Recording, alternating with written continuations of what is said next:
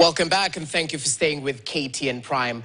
Now, ever since Prime Minister Raila Odinga, former Prime Minister Raila Odinga, officially launched his AUC chairperson bid in August last year, it has been an intense couple of months of lobbying and continental campaigns across various African countries.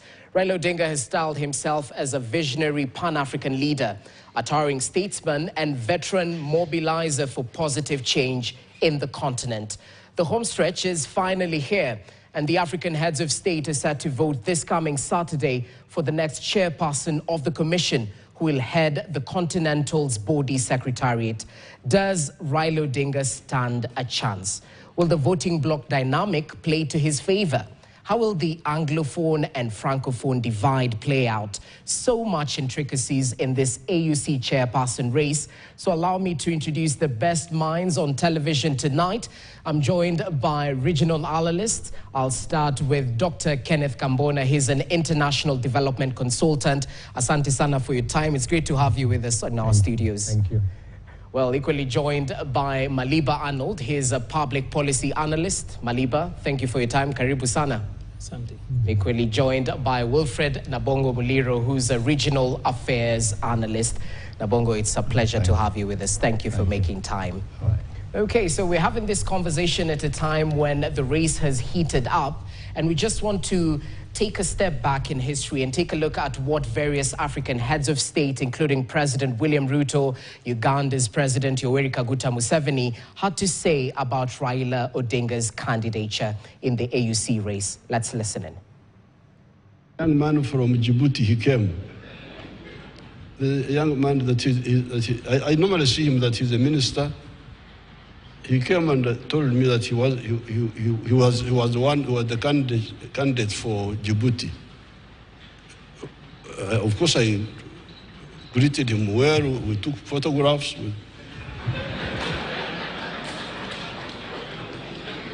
We had a cup of tea. But I told him, I said, no. I actually told him that I was coming here to support Right Honorable Raila.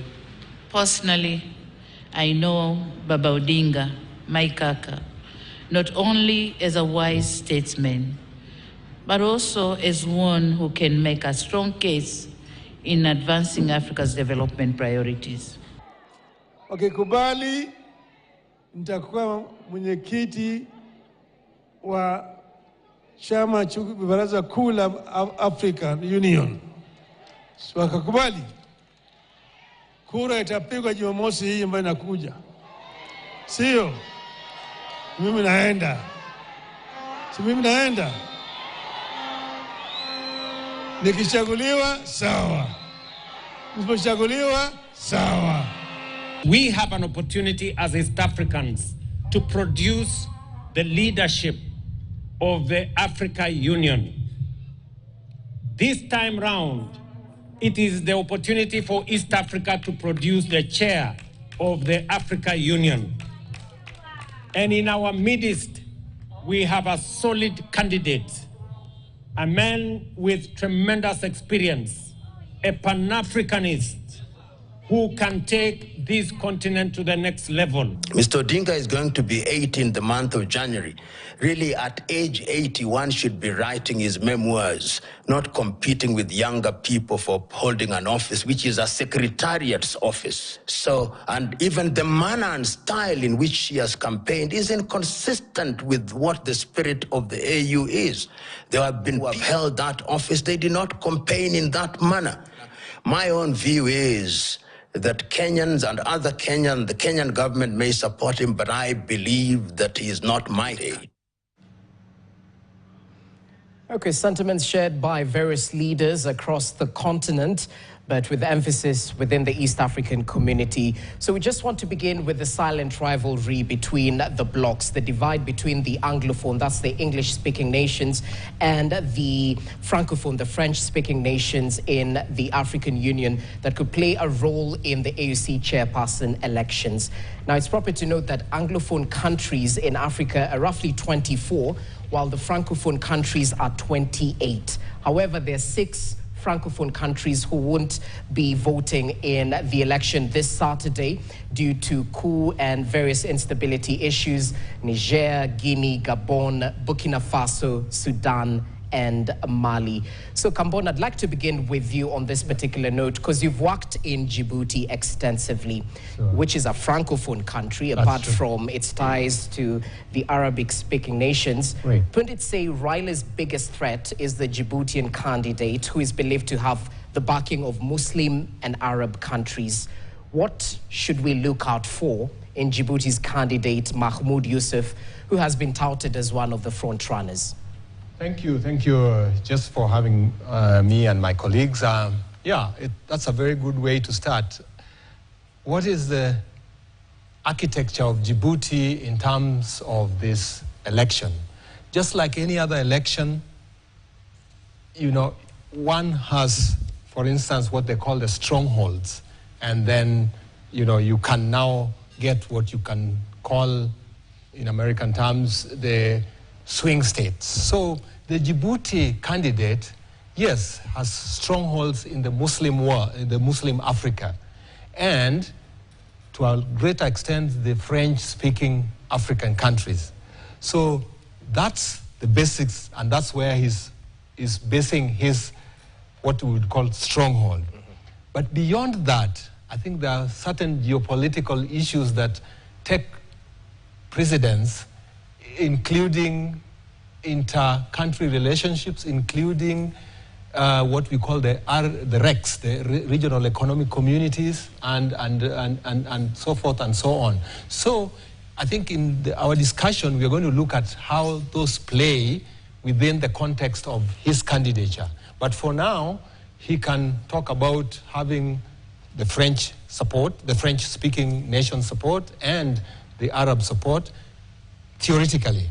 But we'll look at the geopolitical issues that also influence the state, the same. Okay, we'll definitely get to that. Nasongo Muliro, who is a foreign policy and security specialist.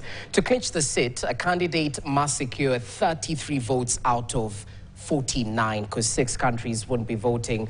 Raila's secretariat has said he secured endorsements from 28 countries after visiting 27 countries.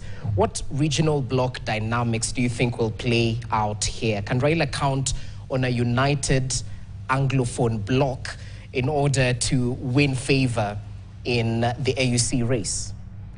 Thank you very much. Very mouthful, but I want to say this, that first, before even I move ahead, I think this aspect of Francophone and Anglophone has been played so much to a level that I believe the opposite. In the sense that I remember immediately after the elections, that is during Zuma, I think, time, the decibel in the entire continent was that we must stop going forward thinking in terms of colonial languages when we are making decisions as Africans. And I think it sank. But I'll move ahead and say this, that it's not just a matter of language. I've seen the candidate from Djibouti actually harping on that and saying he speaks English, French, and the rest. And I think, as even Raila Odinga can say he speaks German and Luo and Kiswahili and English. But I think what matters sometimes also is more about the country rather than mostly about the candidate. I've heard even Piolo Lumumba mentioning ideas of age. Because sometimes we look at what role has a country played in major issues on the continent, especially peace and security. That will be aside. But then moving to what you are just saying here is that I may go with Raila's assertion that there is no Francophone, Anglophone, there is only Africaphone in that case, and he was appealing to that. But I think this was solved through the reforms that the Rwandan president was dealing with. I think that is going forward from 2021. The reforms were now put in place. And they had several things in mind. One of them was this idea of Balkanization based on colonial languages and religion. And then the other one was how to solve the issue of the impasse, the stalemate. You know, no one is getting the threshold that you have mentioned. So what next, and in most cases, was to forward and allow the sitting to continue. And then it was noted that maybe even the sitting can play a role. Remember, Jinping was pushed. I think some of them also, their tenures were extended because it was believed that there was a stalemate. Okay. That was treated through the reforms. And I think the biggest fear we should have is the sequence of the elections. Not mostly about that. The sequence in the sense that as we stand now, Raila Odinga is doing well. He's the leading candidate. In terms of, I think, what Museveni was saying is what I've observed.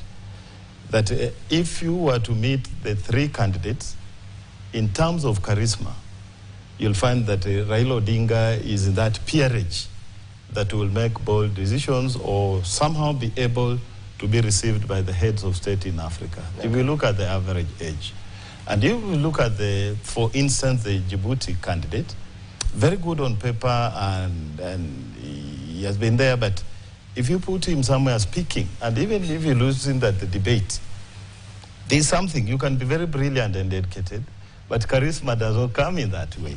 So you'll find that's what Museveni is saying. I told the young man, no. Okay. Because if you listen to him, then you see the difference. All right. Yes. Okay, interesting. Thank you very much. As you come in, Maliba, what do you think about Kenya's diplomatic position, especially in core issues within the continent, and how it might affect Raila Odinga's candidacy? Because if you take a look at Kenya's position when it comes to the Israel-Gaza conflict, we remember President William Ruto coming out and standing with Israel. How might this play against Raila? The Morocco-Sahrawi issue, how might this play against Raila? Talk to us about it. Firstly, it's important to actually just remind Africa that we cannot say that the Berlin Conference was illegitimate and illegal and still stick to the identities given to us outside of that particular process. So either the Berlin Conference was illegal, illegitimate, or it's not. So there is no Francophone, German-speaking, or Anglophone Africa. There is only one Africa. Because when we meet the world, we only meet the world on an equal platform. Unfortunately, you don't get anything from the EU differently just because you are Francophone or you are Anglophone. For example, we don't talk about Namibia, for example. Namibia is German-speaking. It's also unsaid that we also don't want to talk about largely. So having said that, diplomacy is a little bit much more complex than the way we will do our political analysis locally. It's sometimes, if you look at how diplomacy plays out, it feels like it's witchcraft. Because if you've actually been around the corridors in the UN, at the AU, if you've worked in those spaces like some of us have, you realize that the things that really inform decisions sometimes are not as straight as the lines that we put out here. Now, squarely on how some of the issues we've actually mentioned would actually affect Kenya's candidacy, you might actually need to zero it down to the candidates themselves. First of all, the Djibouti candidate, for example, has been foreign affairs minister for 20 good years. You know, the thing is that just because we are not on the Francophone social media, we do not see the kind of hatred and the kind of the campaigning that is coming from his country. Again, Djibouti could look like it's a small country, so the rest of us do not have a peer into it. But I have been able to actually see and have a conversation with a few guys I worked with, specifically in Somalia and Somaliland, from that end, and the sentiments against the candidate from home sometimes equal or can even rival what you've actually seen locally here. So, specifically our decision on Gaza, the position 100% hurt our candidate. Yes and no. But I do not want to actually push that so much, but simply say this, that Raila stands the advantage that he is not new at the AU. He has been AU's high representative for infrastructure. So that is one of those things that you must actually, remember it has really not featured here, but he is not new there. Yeah. This would be his second sojourn at the AU. That should actually count for something. There's the red ocean thinking, the assumptions, the Anglophone, Francophone, and some of those religious positions. Countries have got much more interest beyond some of this. And when a decision like having the CEO of the African Union is actually about to count, I'll tell you one thing that the Djibouti candidate does not have. And with my little at the youth secretariat at the AU sometimes back, about 5 years ago, I would know one thing. That the presidents, the head of states really love a member of the presidential club. It's one thing members of the secretariat do not like.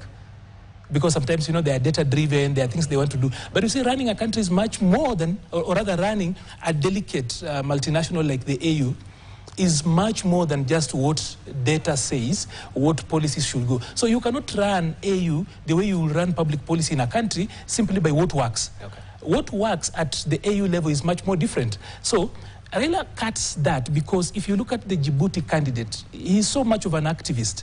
I will tell you that the presidential club, the heads of state at the AU, really do not buy into such like a person because the way we actually do decision making at the AU is a little bit delicate. If you come in with a little bit of brazenness, quote unquote, forgive the choice of word, looking like an activist, it's one thing that will actually not really go well. And that's why you see when Museveni comes off and tells, I told the young man, because he probably looked like too fast.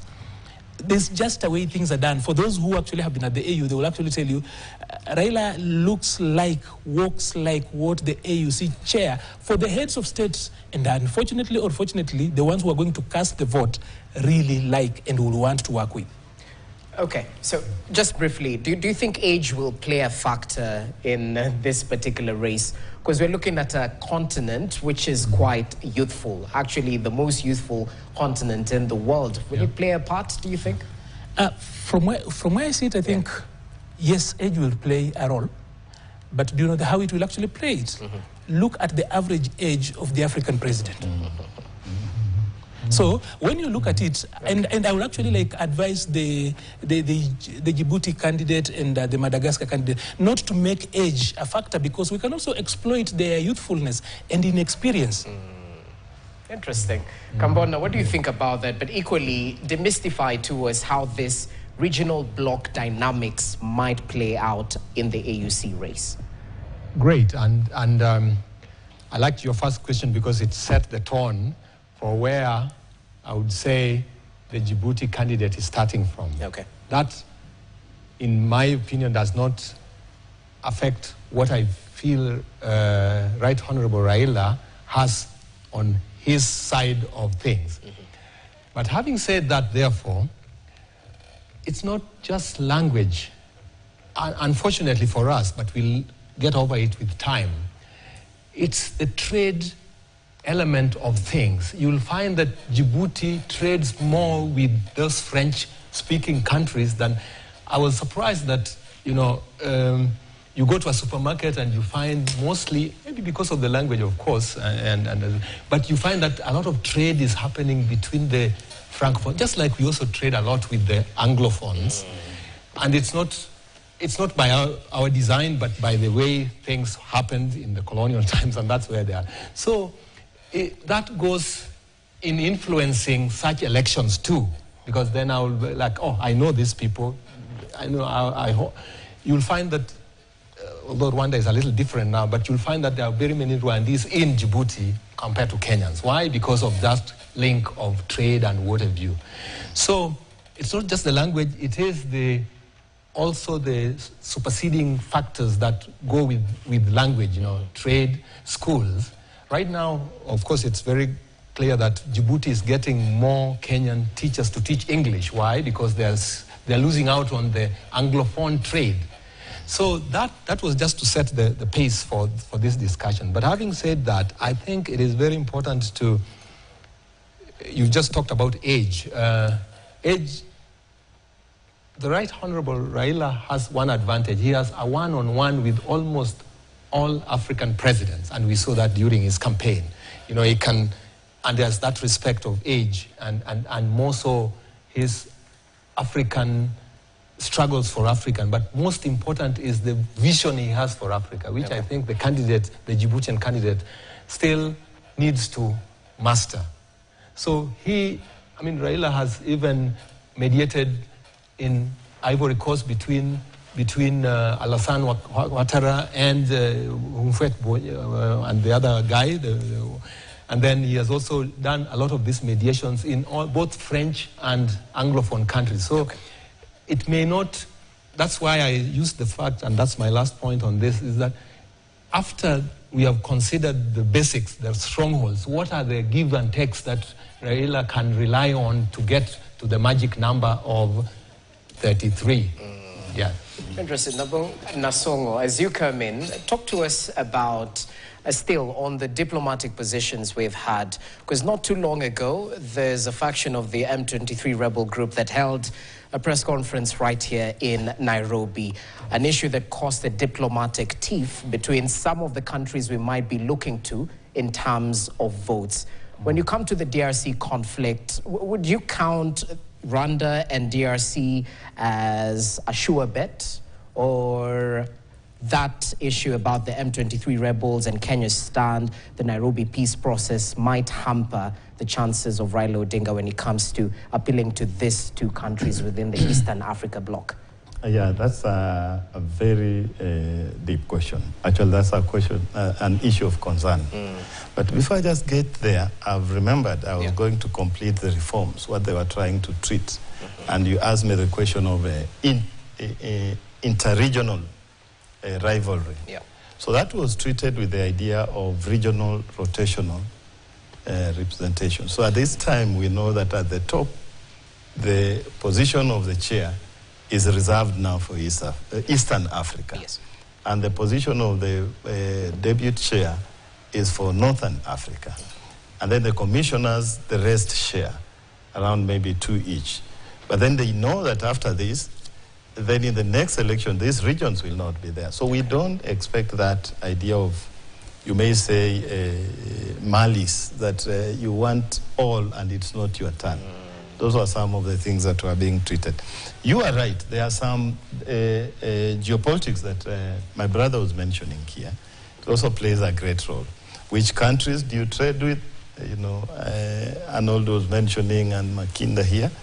You may even have trade with Anglophone countries. Which countries do you have you supported in matters of refugees, in matters of asylum, in matters of peace and security? So then you have that relationship with those countries. But then coming to the idea of DRC, you know, it's still on the front burner of the fire, is a challenge. I think in that case, Kenya needs to be extremely discreet. But I would say this, that if you look at the latest move of having the joint SADC-EAC meeting, it was killing two birds with one stone. You know, neutralizing that focus on EAC, and given that it also focuses on Kenya, given that we are now the current chair, and our president has really been on the forefront on matters of DRC. And within the EAC, DRC feels like the old brother, Rwanda, has greater sway. And therefore, you could see what the president was talking about, forum shopping, that the president of DRC was, you know, he sits and says there are two programs running. Let me pick one that my interests can best be represented. And therefore, they have come together to maybe seal that loophole and see a way in which the two can speak. And I think it gives some form of a breather for Kenya. But if we had stayed as before, you are right. You know, we could not at any level bank on DRC, but we could bank on Rwanda. But we hope at this time, DRC has just to go with the geopolitics, Makinda, we have that infrastructural connectivity with DRC. We have that trade. We have that humanitarian support of the refugees. So if the East African leaders go beyond personal friendship, these personal relations have been louder in the press than state-to-state relations. Okay. So if DRC comes as a state, maybe we have chances. But still again, maybe DRC as a matter of Anglophone, Francophone, the current president of DRC is still stuck in that element of Francophone. For the fact that he's grown up there, his father was in the opposition and he is one of the leading investors in Paris and the rest. But other parts of the world, I think if you mention France, there's some diminishing reception on that. So what I can say that on that matter is a factor of diplomatic wisdom or balancing. Yes. Okay, it's an intricate balancing act. Gentlemen, allow us to take a short break. As we come back, we continue with the deliberations right here, all to do with the race that is set to culminate this Saturday as Raila Odinga is staring at the home stretch, a defining moment for Kenya's candidate. Do stay with us. We'll be back in just but a few. You're watching KTN Prime.